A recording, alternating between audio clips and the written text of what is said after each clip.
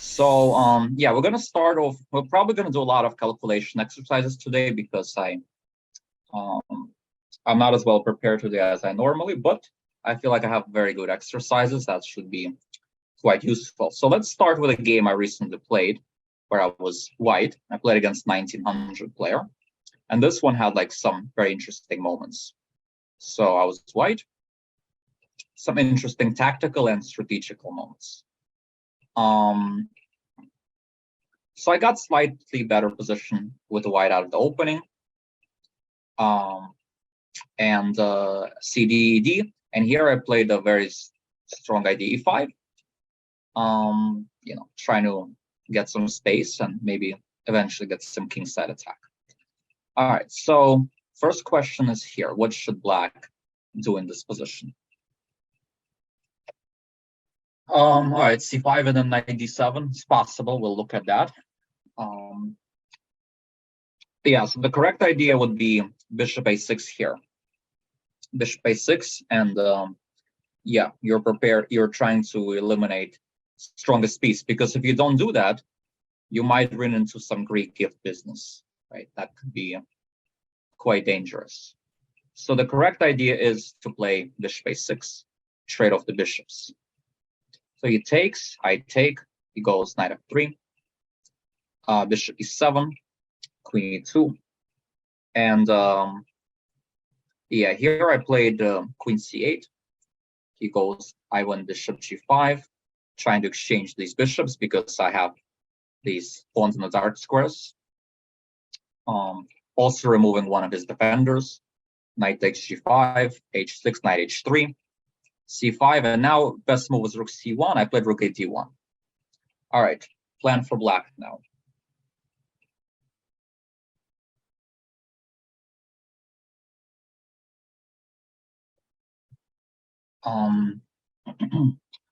C4 and B5, that's too slow. I think I'm going to go F4, F5 and develop a very strong attack. Knight B4, A3, knight C6 could be running into this, losing a pawn. Queen C6 hangs the knight on A6, so we can't go queen C6. So the correct idea is to play, actually, let me call on somebody. Yeah, Vihan, why don't you go ahead and mute and explain your answer? I wanted to go knight c7 and then knight e6. So like you would like pressure like the d4 pawn.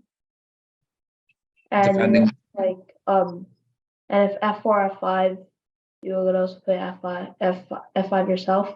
Yeah, and everything is d5. Right, very good. Yeah, everything is nicely guarded. Yeah, so I played the move, he played the move rook d8, which is not as good. And I played f4, cd, f5, and now he can't really play f5 or f6 because he moved this rook away. So now I have a nice little attack. Now after knight c7, I played the most natural move rook d4, but that blew some part of my advantage. So the question is, what should I do here?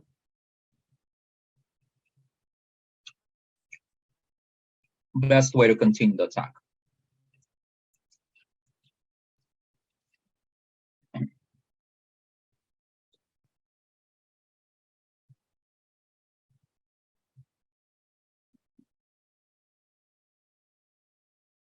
I think Murad Khan got it, so let me unmute him. Murad Khan, where is Murad Khan? All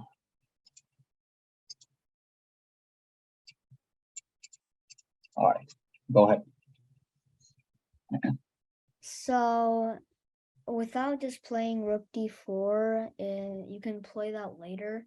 You can just play queen h5 and then f6 to... Yeah, very good. Yeah, because e6 followed by f6 is what a lot of people suggest, but then rook d7 or rook f8, and it's manageable for black. And temporarily, white is down a lot of pawns. And f6 here, queen d2, king h7 doesn't really lead to mate. So we just want to strengthen the threat by bringing the queen in the game. And now white is more or less winning here. If you go king h7, knight g5, f knight e4, f6, queen e6, knight f4, or rook e8, rook f4, or knight f4. White is crushing attack here. So queen h, so rook d4 was less accurate, and b4 probably knight e4 does not help us either. So yeah, so rook d4, knight e4, knight f2. Now in this position, rook e8, rook d5, knight f6 was almost equalizing. I would have played there, but then he has better defensive capabilities. Knight takes f2, queen takes f2, queen c5, b4, queen c7, queen e3, rook c8. And here the best move was f6, but I thought the rook g4 is also pretty good, except for the fact that I missed a very strong defensive sequence by black.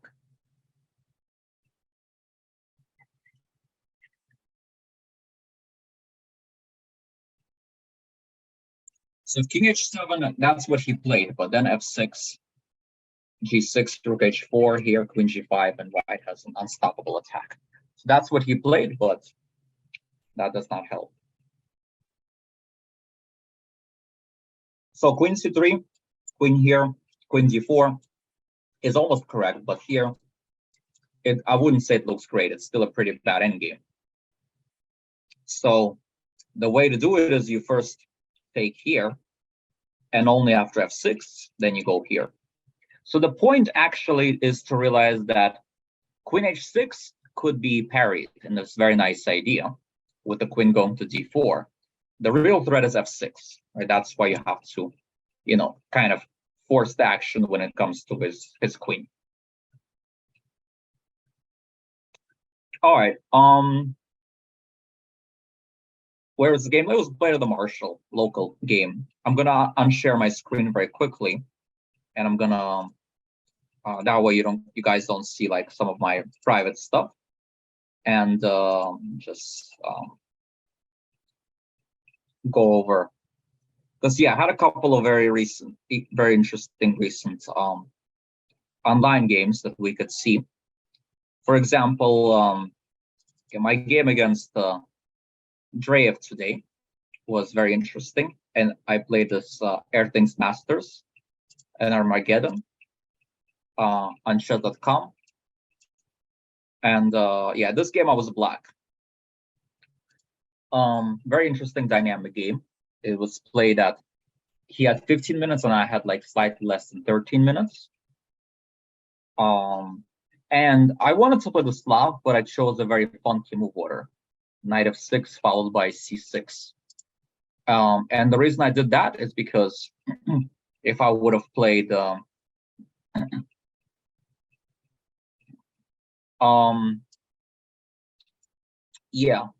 if this one, I wanted to avoid some lines where he develops the bishop early, g5 or f4, which I've seen him play.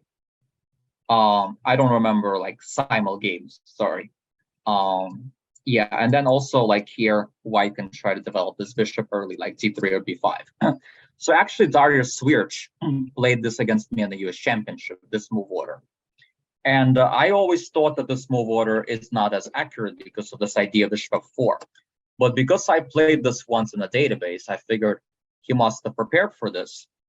And sure enough, he knew about this move, and he told me after the game he had some ideas against it. Now, I ended up not playing it, but after the game, I ended up analyzing this since I was curious, like what did Darius Swierch had in mind. And the engine came up with some interesting lines here after queen b6, queen d2, knight e4. So I thought this would be very interesting. Now, this does not win a pawn because after this, there is e3. And after this, takes bishop e5 or queen d4, something like that. So this will not work, but I have this interesting move d6. By the way, d5 is also playable, but d6 is interesting because after this, you're taking on b2, and black is doing well. So Dreyev thought for some time, played knight f3. And in this position, I couldn't remember my preparation. the main move here is apparently to play e5, and then after if you cannot take because of taking f2 pawn hanging, and after this you get this super sharp kind of game where it's a complete mess. Of course, I didn't remember any of that, but I think neither did my opponent. But I ended up playing a move that's slightly inferior. I played bishop f5. And here, I was a bit lucky that my opponent did not find the right idea. What should white do in this position? All right, so okay, so everybody wants to. Okay, looks like everybody wants to play knight h4. No, knight h4 I don't think works. I think knight h4 was gonna go queen d4. I think, if I remember correctly. Is that good? Let's see. Oh no, that's bad. Huh. Wow. Okay. Well, I mean, I was considering that, but I thought worst comes to worst. I thought I have queen b4, and I'm safe because I'm gonna exchange. So I thought at the very least I have queen b4, so I knew I'm not losing. But apparently this is the best. Takes here. Okay, it's so tricky. Queen e4, weird move, threatening here. And okay, who knows? Yeah, I mean, I guess white could defend with only moves, but after knight takes f2, it's black's per choice.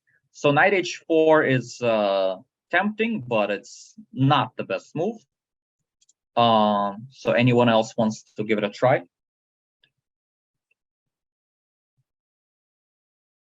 Knight c3 is the correct move because after knight c3, knight g4, e4 is winning for white. It's going to be two pieces for a rook, right? Knight takes f2, queen f5, queen c8 is a threat, e6. It's also going to be two pieces for a rook. So yeah, I think the best move is supposed to be queen a5 here, but I think white is a bit better.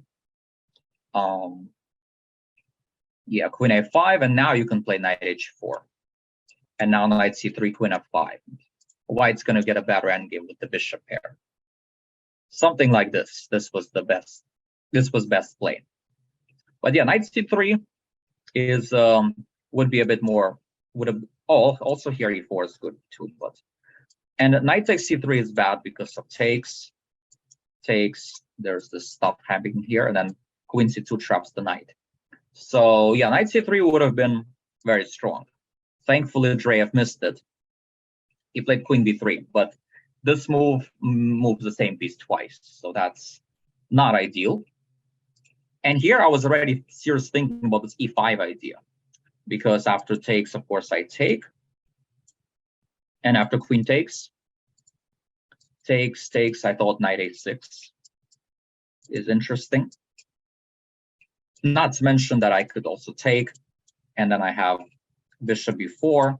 So there are a lot of tricks here. But I thought it's not really worth calculating here, because then I noticed that you can just go here and nothing so special is happening. So I thought, okay, well, let's develop this knight. Okay, so g3. All right. Slow move. I was surprised to see that. And now I thought, okay, now e5 has to be good. Now, Engine surprisingly told me after the game it's not the best move, but I thought during the game, well, I have to play for initiative. Looks so good. Apparently, this was better. Just this and g5, bishop g7, and black is better strategically. But okay, in a real game, it's hard to figure that out. So I played e5, which looks normal. He played here. Knight b4. Yeah, and here he played a very bad move. So what do you think white should do here?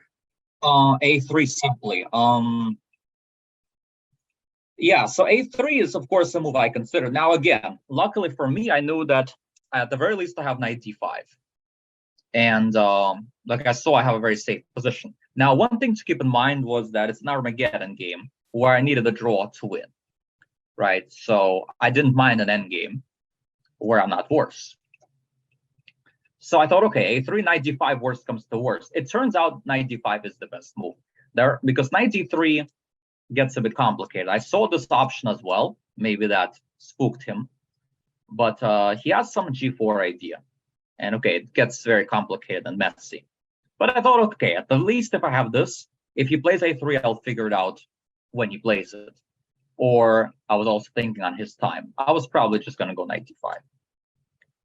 But here he played a pretty bad move. He played knight a3.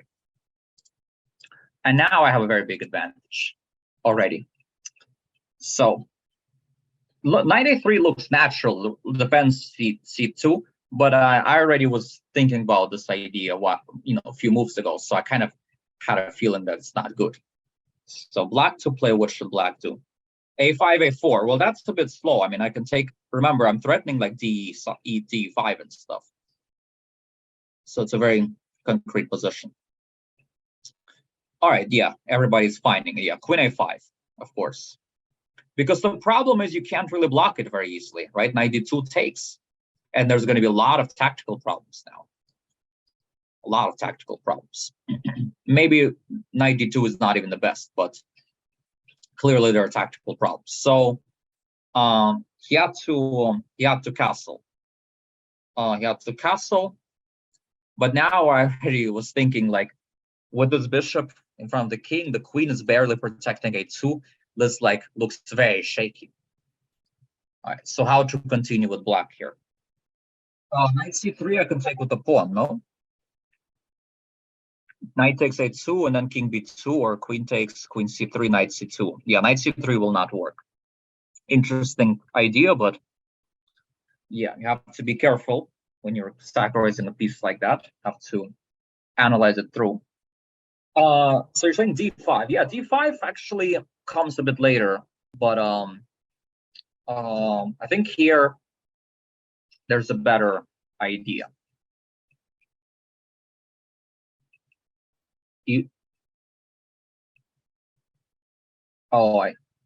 Right, yeah. So yeah, ed, the point, of course, is that you cannot take with a knight because of knight c5. Right, that's the big idea. By the way, b5 I think is the alternative.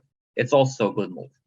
Yes, b5 is also a good move, but I decided this is simpler.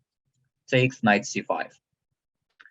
Of course, he took with the bishop, but now I thought at the very least I can go knight c5 anyway, get the bishop here, and that will be really good. Yeah, and here d5 was apparently really strong. But I missed it. I played bishop e7, which is also pretty good. He played knight h4, and now what to do as black here? Yeah, bishop h4 is what I saw right away, but there's a slight nuance. There's a slightly better way to play here.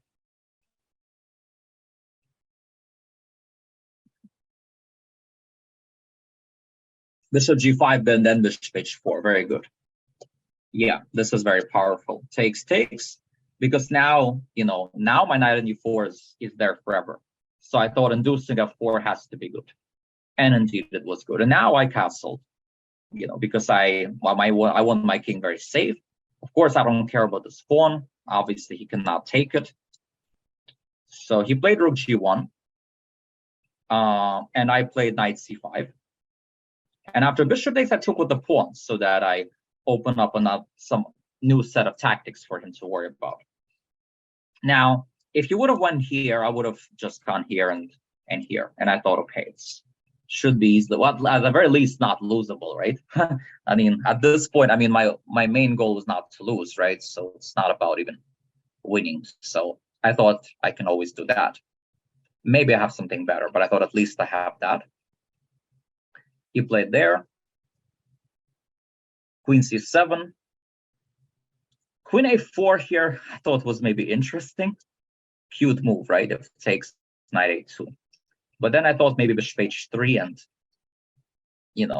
suddenly I wasn't so sure. I mean, I could take on a2 probably. But I was like, whatever. I don't want to do that. I played queen c7. I thought queen c7 is nice. I'm threatening this pawn. Potentially threatening these pawns. So I thought it's a strong move. And if e3, then knight e3 is good. So yeah, rook f1. I traded, he took rook d8 here, queen e7. Yeah, now I'm kind of finishing him off here, putting on the finishing touches. He was quite resilient. He found some interesting ideas, but then I found a nice combination. And then takes here. If he goes here, I go queen g1. If king g2, I can go knight e1. And after this, I took. He resigned because king g2, knight e1 is the key move, and he loses. So that was pretty nice for me. That helped me advance to the next round. All right, so let's see what else we've got. Okay, this game why that's not as interesting. This game is also not interesting. Yeah, this game I was able to beat another Indian GM Inyan with white. And I played Catalan against him. So I was actually using my leftover US Championship rep. In particular, this interesting move, a4 after c6. So he actually ended up stumbling into this old line, which was featured in the match Topalov Kramnik in like 2006 or something. And he didn't know the line. He should go bishop a6. He played knight d7, and this gives up this pawn. And now he just doesn't get enough compensation for the pawn. So already I'm much better. Rook b8, rook b1, rook c4, e3. Yeah, so I might as well just defend the d4 pawn. Rook b4, knight a4, queen d6. And okay, here knight c5 was best, but I wasn't sure about whether this passed pawn would be strong or weak. The engine was slightly preferring that, but I played b3, which I thought was okay. h6, again, knight c5 engine was saying, but I thought this makes sense. And now he decided to go for this. So I challenged the file. He played there. And here I thought originally I was going to go something like knight c3 maybe. If takes, then take back. But then I found a better move. I could play knight e5 with the idea that after takes, then take. And now there is rook c6 in the air. So he tried bishop b5. And yeah, now let's try to finish him off from here. If d5, I take on d1 and I take on e4, and I'm not sure if you're going to win that endgame. So yeah, we play knight c3. We attack a5, attack the knight now. Bishop c6. All right, let's continue. Rook takes a5, yeah. Knight d7, takes, knight a2. And now he resigned, because if he moves the queen to b6, I take on the rook, then I go knight c6, right? I fork queen and rook, and so he resigned here. Yeah, so that was a win. Yeah, so anyway, that was nice. Yeah, I won the. I'll show you how I'm doing in the tournament. This bracket right here. So far, I advanced through 2 rounds. I beat Dreyev and I beat Inyan. And now I'm in the winners quarterfinals in the Earthlings Masters Division 3. Now, this is Division 3, not Division 1. Division 1 is where Magnus is playing right now, and Nakamura and Wesley So and guys like that. There are 8 people playing.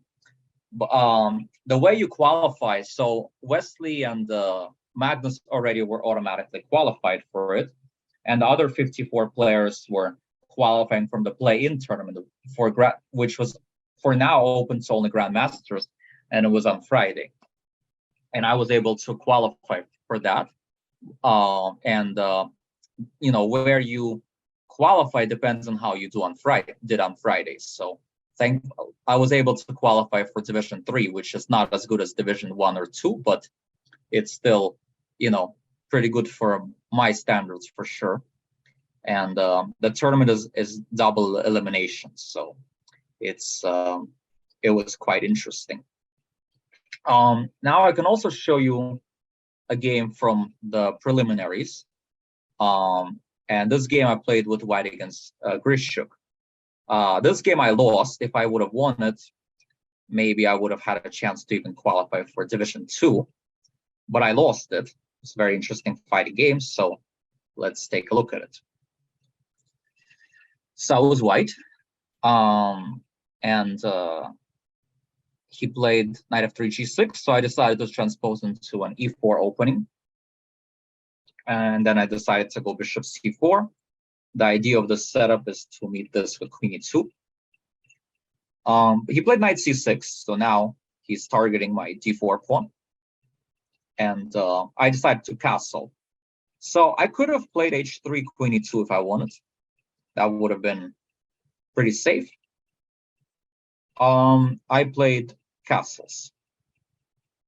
Knight f6, and here I could have taken advantage of the fact that I'm already castled and played rook e1. And of course, this move does not work because of d5, and he's going to lose a piece here. So this would have, given white some advantage. Now I can meet this with c3. And if e5, I might even be able to go queen b3. So it's very tricky for black. Instead of that, I played here, which sort of let him get a good game. Bishop g4, c3, e5, d5, knight e7, knight 2, castles, h3, bishop c8, rook d1, c6, takes, bishop b3. Yeah, and here he got a good position, but at some point this got very excited. So queen c2, and now he played this move knight e4, which is good. I thought it might be okay for me because I'll play there. But anyway, this gets very exciting. Knight c5, bishop takes f7,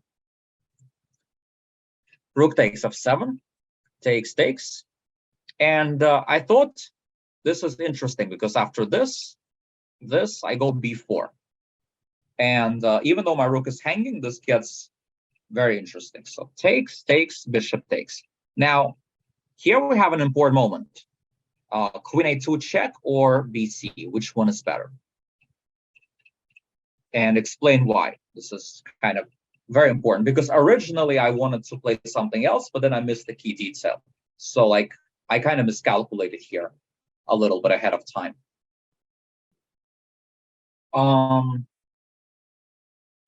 So queen a2, then knight b3, so bc. Well, I don't know. Queen a2, knight b3, I don't think is a big deal. I don't know. I could take it, right? On b3. So I'm not so sure about that. Yeah, we can take a look at that a little bit later, but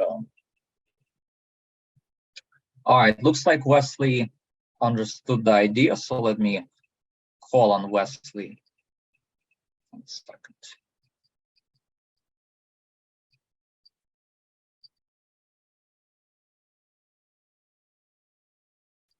All right. So when we do b takes c5, black has this crucial idea of d5, and he shuts everything down, and you can't really get counterplaying anywhere right now. So I would go queen a2 first. Yeah, very good. Yeah, unfortunately, this is what I planned originally, and I calculated some interesting lines where I'm threatening this and I'm threatening this, and I saw lines even like this: bishop e5, takes, queen a2, knight d5, rook takes d5. I calculated all that, and I saw that I'm doing well here. The only problem is he doesn't have to do all that, right? I missed the detail that he can actually go d5, shutting me down. And so instead of that, I had to play queen a2, which was, a little bit unfortunate, but I kind of had to play it.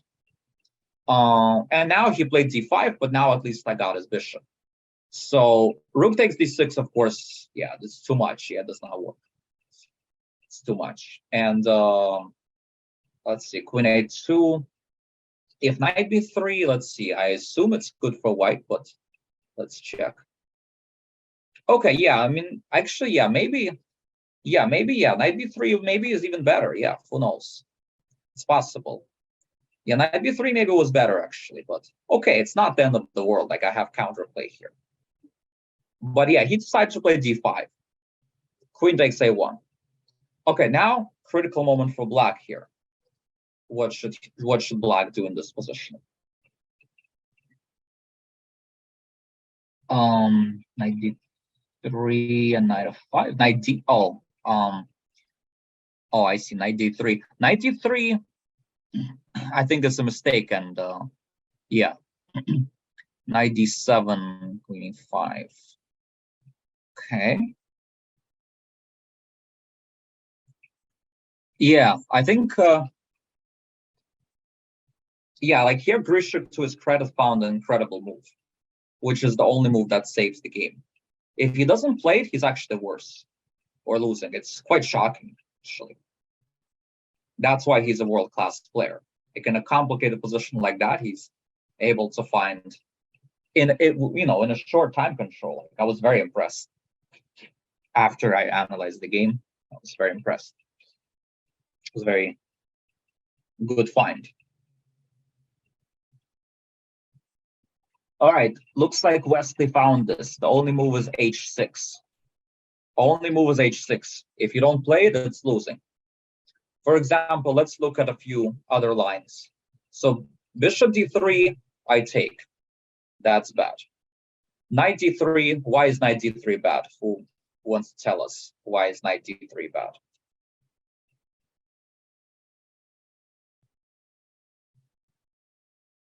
Knight e6, queen e5, right? So it's not stupid. But no, queen g7. Oh, queen g7. No, but in that line, queen g7 takes knight e6, knight takes e7. I could probably take on c1. It's not so clear. Yeah, rook d3. I think it's rook d3, but let's check.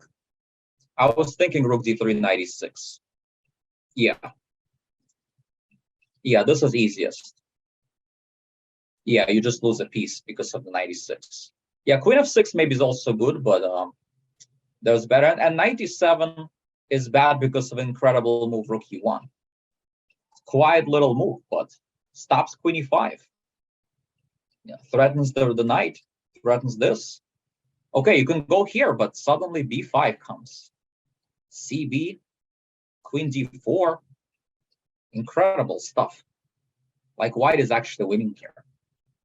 Okay, it doesn't look like it, but even down a piece, you have this huge initiative. So understandably, Grishuk did not want that. And 94, of course, just here. So yeah, he was able to, by a process of elimination, he thought for some time here, and he found the move h6, the only move to survive. And this was the critical moment of the game, basically. Right? This is the turning point of the game, because not only did he save the game, he found a way not to lose, but he also, here is where I started making mistakes, and the tide turned, and he was able to beat me. So here I should have taken. I should have just won this pawn and threatened queen f6, and that would have been, I would have had compensation. But instead, for some reason, I decided to keep the knights, which was a bad idea. Because now he came in with knight e4, and after this, he can go knight f5. And now he's consolidating, and he has very active knights.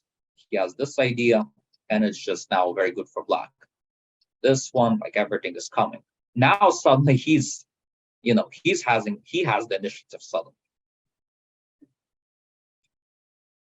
Yeah, and the rest was kind of bad for me. And he actually had the pleasure of smother mating me in the end, which was kind of, I let him do it, of course, because it's kind of a beautiful checkmate. I usually let people checkmate me if it's a situation like that. So Yeah. So anyway, that was my game against Grishuk. All right, I want to stop share for a second again, and I want to go over something. So there were some interesting games in Tata Steel recently, and I want to maybe we can maybe touch on some of them. So, for example, let's take a look at Supi against Mishra. We're gonna only have time for a couple of them, but I found some pretty nice ones. So share the screen again.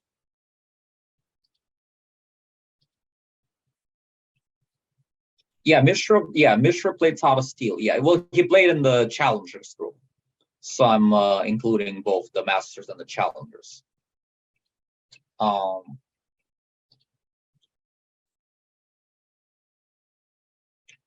Yeah, and well, this should be 5. Yeah, and here Black played Rook e7 is not the best. I think Knight 8d7 was a bit better. And Bishop d3, Bishop e8. Okay, so this was the moment. What should White do in this position? As you can probably see quickly, there is not that much tactics here, so it's a strategical question. We did enough calculations, so let's do a strategical exercise. So everybody seems to want to go 92. Well, 92 is typical here, I guess. 92 to try to go knight f4, but then I think it's not so bad. I can play c4, b5 and get counterplay. So there's a better idea instead of 92, which Supi found. Yeah, knight h4 I think is also nothing special because I can play something like 94, I guess, or even rook e8. So it doesn't do very much.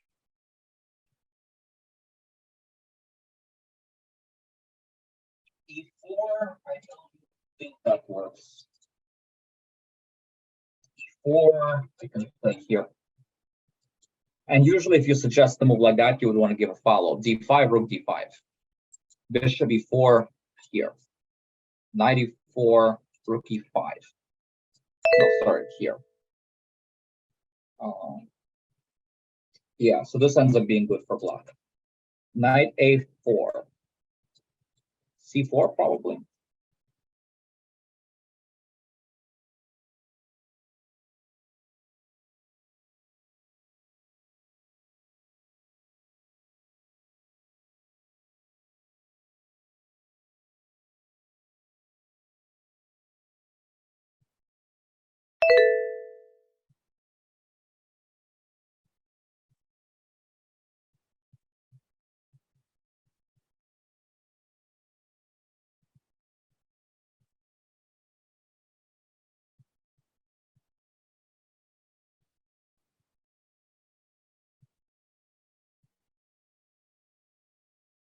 Yeah, a4 a5 also doesn't seem to work very well.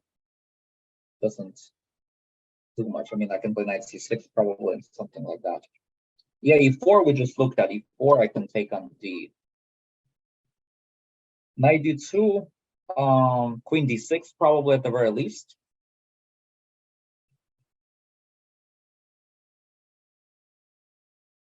Knight e2 people already suggested, so it's not knight e2.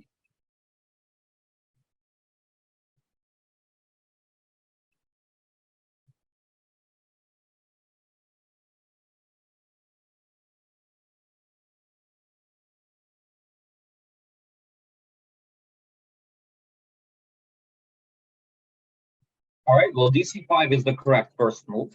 What happens after this?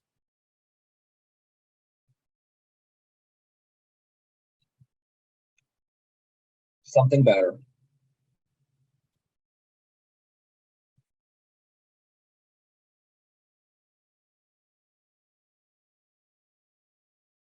Nope, not yet. Yeah. All right. Looks like Megan got it. So let's call on Megan. Uh, I think b4 is the correct move because also, since c5 also like defends knight d4, knight d4 could also be possible. And after c4, trying to shut down the like trying to open up the queen side, then I can go bishop takes c4 because I have a pin on the rook on the d8. yeah, actually, I'm not sure if bishop c4 is the move, but yeah, maybe it is. Yeah. Like I was thinking even this move is like good for white because you have like a blockade on the dark square. But yes, this is even better. And like I was thinking this because GF like the h3 is weak, but you just take that one, and white is winning. So yeah, the only big way to get a big advantage, as you guys see with the engine, is takes on b4. A very nice concrete idea, getting control over the d4 square, and white is winning. And now white is just up, has this pressure against isolated pawn, and was able to convert the rest of the game for a win. All right, I guess just one more. I'll show you funny end game in the very end of the game between Ahiban and Wonderman. And that this lesson goes to show this game teaches us an important lesson: how we can never be complacent in the end game, and how there could be sudden, unexpected stuff that could happen even in an end game. Like white was like attacking, white was like winning at some point, but now the position is like around the draw. And at some point, yeah, right here, okay, this is fine, this is fine, and yeah, here white made a mistake, played 96, and this allowed nice unexpected resource for black. What should black play? All right, hopefully everybody gets this, because this is fairly easy. But still, it's a good reminder about the dangers in endgames, that sometimes unexpected stuff could be happening even in the endgames. So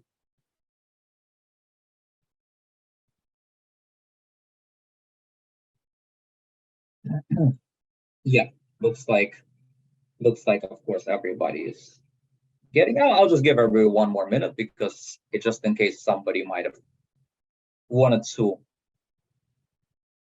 give an answer, but not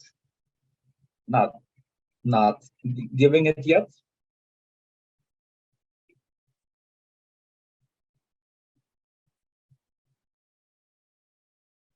Okay, I guess it's time to show it. Yeah, of course it's knight of one, setting up a very nice mating net. So yes, it goes to show that even the best players, 2600s, make big mistakes, sometimes big blunders, right? So you never know in chess. Sometimes people make very big mistakes. Yeah, and he tried to play a couple of moves, but there's nothing. Black runs out of checks, and white resigned. All right, I hope you guys enjoyed today's class. I mean, sorry about the wait, and it was a bit impromptu, but I hope you guys enjoyed some of my interesting games and some interesting battles I had. And yeah, and I think I'm going to be playing tomorrow as well. So tomorrow morning. So all right, take care. I'll see you next time.